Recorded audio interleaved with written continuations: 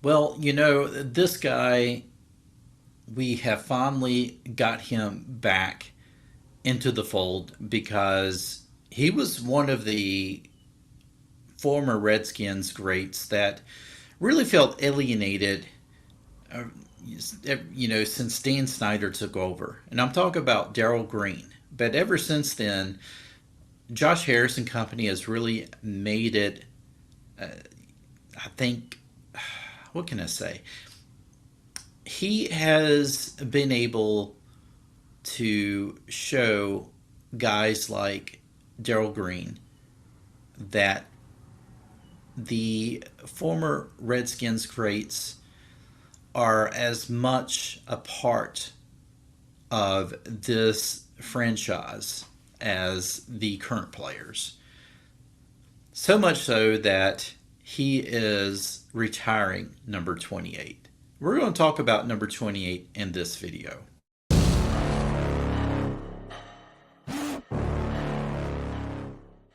And welcome back to another video here on the Washington Football Maniacs channel. My name is Greg and I am your host here. This channel, of course, is dedicated to news and commentary for the Washington Commanders. If you're down with that, please make sure that you subscribe to this channel. And when you do, hit that notification bell so you won't miss any other video releases. Hey, before we get into today's video, how many of you struggle financially, just trying to stretch that dollar as far as it will go? I know I can say that me and my family, month in and month out, seems like we are always at the very last dollar. Why? Well, because that we have a lot of medical expenses that we have to pay. We have a lot of educational costs for our son, and so it's very hard for us to really make ends meet. We seem like we can't save money. We try, we just can't. We're constantly trying to cut back on things that we really enjoy taking part in. Well, my partner here at Mint Mobile, they want to help as much as they possibly can to at least make it to where you can try to enjoy something. And so, well, just check it out and see what you think. Look, if your family is anything like mine, you have probably at one point or another have had to make some major sacrifices. Maybe you've had an unexpected medical bill pop up, or your car breaks down. Maybe you're just trying to have some money saved up for your child's education. Well, that is why I'm so intrigued by Mint Mobile, who this video is in partnership with. They offer premium wireless starting at $15 a month. I could get high-speed data and unlimited talk and text on the nation's largest 5G network. I could even bring my phone along with my current phone number, contacts. I'm telling you, I am sacrificing absolutely nothing. Everything that you can do with your big-time cell phone service, you can do with Mint Mobile. So how hard is it to switch your service? I switched to Mint Mobile in less than 15 minutes. How did I do it? Well, it was easy. I just used my phone's eSIM card. 15 minutes later, let me tell you, you are up and running. You're making phone calls, you're using data. But Greg, my phone is a little bit older. I don't have one of them eSIM doohickeys. A doohickey. Oh, okay. Well, you don't need an eSIM doohickey. If you don't have an eSIM doohickey, Mint Mobile will send you a physical SIM card for free. That's right, for free. So if you want to save a little money on your wireless without making any sacrifices, why don't you go to my link in the description below. It is trymintmobile.com/maniacs to get started on getting premium wireless service for as low as $15 a month. And this is when you sign up for a 3-month plan. And get this, new customers, if you sign up for a Mint Mobile plan before May 31st, you will get a 6-month subscription to Paramount Plus Essential on Mint Mobile. Visit Mint Mobile today. Link will be in the description below. Now back to the podcast. So Darrell Green, I remember Darrell Green's rookie season. It was in 1983, a year after the Washington Redskins first won their Super Bowl, the first Super Bowl they have ever won.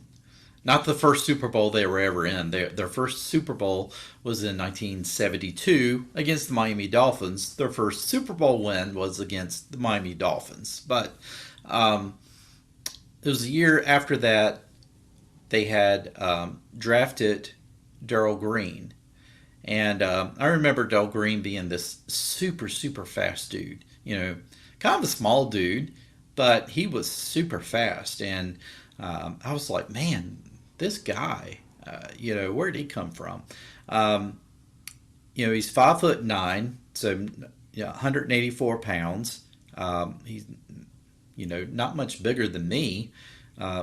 He's smaller than me in the weight size right now. But he was drafted uh, first first round, the 28th pick, and he come from Texas A&I.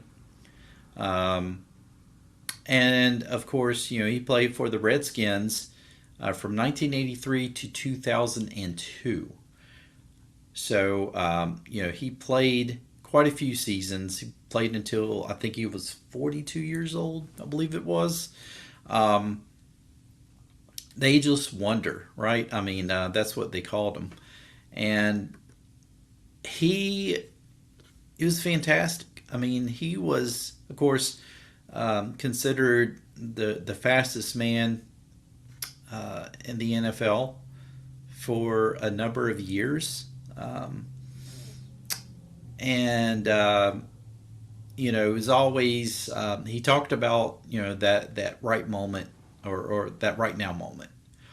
It's one of those guys where it was like always be ready for that right now moment. And you know kind of considered to be what I considered him as is one of those guys was like always going to be undervalued, right? Not going to be one of those flashy guys. If you want it, you're going to have to work for it. And that's how Darrell Green was. Nothing was given for him. He had to work for it. And so, anyway, um, he was a self proclaimed itty bitty guy. Also nicknamed the Aegis Wonder, as we had said. Um, and he basically because he maintained a high level of play, even probably into his last season with the Redskins. Um, Now, I do remember when Marty Schottenheimer um, came to the Redskins, and I would think it was 2001, and he wanted to move Darrell Green to, I think, safety. And I think he realized, hey, Darrell, you've lost a step or two. Smoot came in, and I think he realized it was time to give it up for the younger people. It wasn't a very popular move, I think, amongst the fans. But Green still proved that he could probably outplay half of the other cornerbacks in the NFL. I mean, he was still one of the better players out there. I mean, and the funny thing is nowadays it's starting to become maybe not so much on the defensive side of the football, but it's starting to become more of a regular thing of players playing into the 40s. But Darrell Green, I mean, he not only played in his 40s, but he maintained he wasn't there just because he he needed to keep playing to pay the bills. I mean, he was playing at a high level. He really was. Um, but let's see if we can try to get to some of these Wikipedias. They don't really do too well with giving stats, so I may have to actually go to a better website for the stats. Um, but we can look at some records and things like that. So we say, all right, so NFL records: most consecutive seasons with an interception with 19, most seasons with at least one touch, Um, Oldest player with more than 35 yards gained. This, of course, on interceptions. Oldest player with more than 35 yards gained. Oldest player with an interception return for a touchdown in overtime. Oldest player with an interception. That was at 41 years old. Oldest player with a more than 80-yard interception return at 37. Oldest player with a non-offensive touchdown in overtime. This is 35 years old. Oldest NFL defensive back. That was at 42 years old. Second oldest player to return an interception for a touchdown. Most games played by a defensive player. Four-time NFL's fastest man competition winner. Only player to win multiple times and never lose. Reportedly 40-yard dash time of 4.09 seconds in Washington's 1986 training camp. In 1996, Walter Payton NFL Man of the Year award. Washington Redskins records. Most career interceptions at 54. Most games starts at 258. Most games played 295. Most games starts by a defensive back 258. Most games played, of course, again is 295. Most consecutive seasons 20. So he played 20 seasons in the NFL. Longest fumble return for a touchdown 78. Most interceptions returned for touchdowns, and that was 6. After football in 2006, Green was encouraged to run for the United States Senate by the Republican Party of Virginia. The Virginia Republicans wanted Green to enter into politics because of his longtime support for the community and dedication to Christianity. Green was in the news for on February the 16th, 2010, his 50th birthday, for reportedly running a 4.43 second 40-yard dash. This is 50. I'll be 50 next year. I can't run a 40-yard dash, probably at all.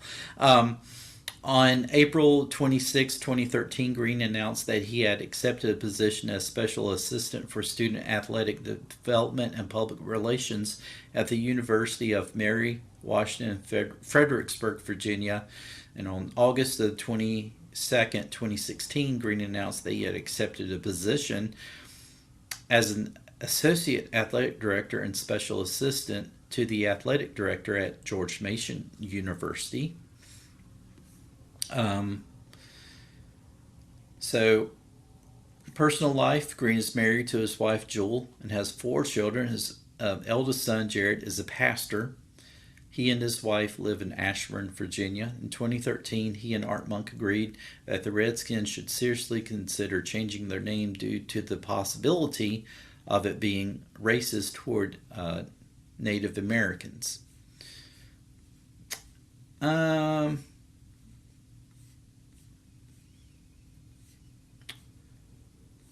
Green was the last player selected in the first round. Back then, there was only 28 teams, and that was during the 1983 NFL Draft. The first time he touched the ball during a preseason game against the Atlanta Falcons, he returned a punt 61 yards for a touchdown. During his first regular season game, he made his first big play when he ran down running back Tony Dorsett of Dallas Cowboys to prevent a touchdown. Green started all 16 regular season games during his rookie season and finished 4th on the team in tackles with 109 and led the team in solo tackles with 79. He was runner-up for the Associated Press NFL Rookie of the Year award. Darrell Green, I remember him. He was always in the right place at the right time for an interception. The thing was with Darrell Green is that even when it wasn't his man that he was guarding, it may be on the other side of the field. If there was like some sort of, maybe it was like Barry Wilburn. which Barry Wilburn was pretty solid as well. But if there was like some sort of deflection or something like that, Green was so fast that he could track that football, and at some point he's like right there under that football, and it's like, where did Green come from? And before you know it, he's cradled that football, and he's getting up and he's running back. I mean, Green was so fast. That was the thing. He's right there to catch the football. Um, all you had to do is deflect the football, and he's got a chance to run under it. He was fast enough, so you didn't have to necessarily um, be there. What I'm saying is, you didn't have to be the one that the football is going toward, right? But even still, like Green, he would shut down his receivers, um, and a lot of times he would be in a better position to catch the ball than what the receivers would be. But he was fantastic, and he would also tackle as well. People always would talk about Deion Sanders, and Deion Sanders was fantastic what he did. But Deion Sanders did not like tackling whatsoever. Deion did not tackle, but Darrell Green did. And Darrell Green also, I mean, he may not necessarily would hit, but Darrell Green was a fundamental as far as tackling. He would wrap up a player, he would tackle him. And as you could see, he led the team in tackles, 109.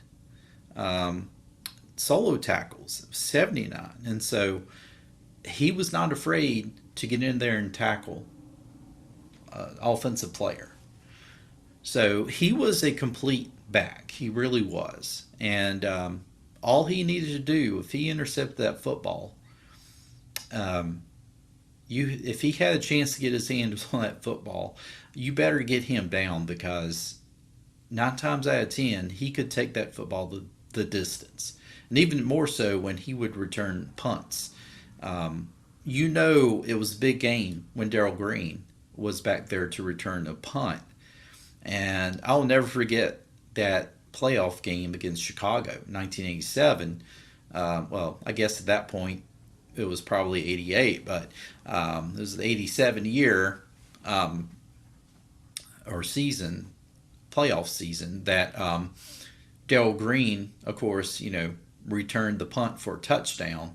It was when he kind of separated his ribs. He did that quick cutback, and of course scored a touchdown. I don't think he returned in that game after that. And of course, the Redskins went on to um, win that game. Of course, played the Minnesota Vikings in the championship game, and he, as you heard the story before, had to take a shot to numb the pain, and had the game winning deflection of the pass to preserve the win for the Redskins to get them into the Super Bowl. But Joe Green,